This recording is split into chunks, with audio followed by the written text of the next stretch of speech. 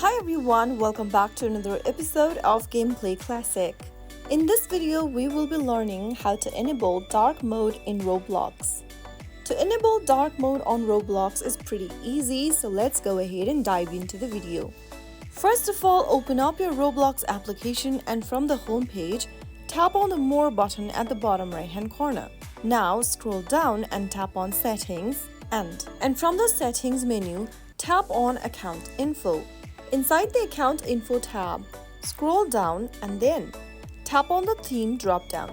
Click on Dark from the pop-up and you will then be able to enable dark mode on Roblox. So that is how simple it is. That is how it's easily done. If you found the video to be helpful, go ahead and give us a thumbs up.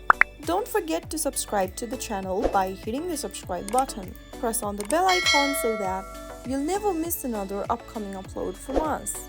I will be back again in the next video.